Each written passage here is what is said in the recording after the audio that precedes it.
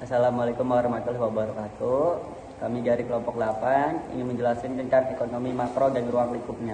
Perkenalkan, saya Muhammad Raka. Saya Salma Mumtazah. Dalam konteks pertama, kami ingin menjelaskan tentang masalah dan kebijakan ekonomi, peranan pasar dan pemerintah dalam perekonomian, uang dalam ilmu makroekonomi Islam. Ekonomi makro Islam adalah studi tentang perekonomian secara keseluruhan berdasarkan prinsip-prinsip syariah. Ruang lingkupnya meliputi mencapai kesejahteraan dengan keadilan distributif, dengan prinsip larangan riba, spekulasi, dan kegiatan yang halal, dengan instrumen zakat, wakaf, sukuk, dan kebijakan moneter.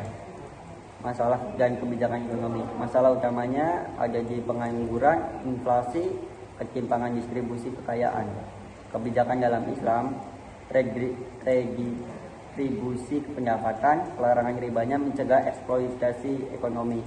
Kebijakan fiskal atau moneter syariah berbasis prinsip keadilan. Peran pasar dan pemerintah. Pasar, mekanisme harga harus adil tanpa monopoli. Pemerintah berperan mengatur distribusi, intervensi jika pasar gagal, dan membangun infrastruktur ekonomi halal. Poin keempat, uang dalam ekonomi makro Islam. Uang sebagai alat tukar, bukan komoditas. Teori uang Islami, uang harus didukung oleh aset real, misalnya dinar, emas. Konsep time value of money ditolak dalam Islam, diganti dengan profit sharing. Poin kelima, inflasi dalam perspektif Islam.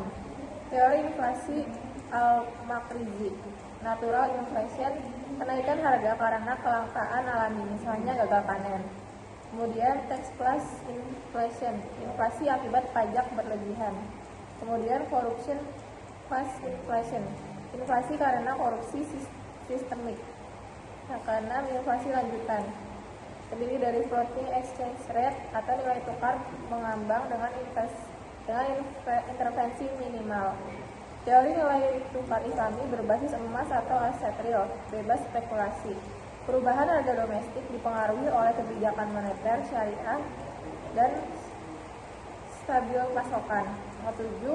Kebijakan moneter Islam, mazhab iktisadina dan mainstream. Mazhab iktisadina, uang elastisi sempurna. Pemerintah mencetak uang sesuai kebutuhan tanpa bunga. Instrumennya zakat, larangan riba, kontrol harga. Kemudian mazhab mainstream atau ekonomi konvensional dengan modifikasi syariah. Poin ke-8, kebijakan moneter mazhab alternatif, elastic money supply, yaitu uang beredar sesuai permintaan ekonomi real. Kemudian endogenous money atau uang diciptakan oleh sektor perbankan syariah. Kemudian instrumennya ada mudarobah, musyarakah, dan qard al-hasan. Kemudian kebijakan fiskal Islami, sumber pendapatannya dari zakat, infak, pajak jika diperlukan, dan hasil BUMN syariah. Budget pemerintahnya prioritas pada sektor publik seperti pendidikan, kesehatan, dan proyek produktif.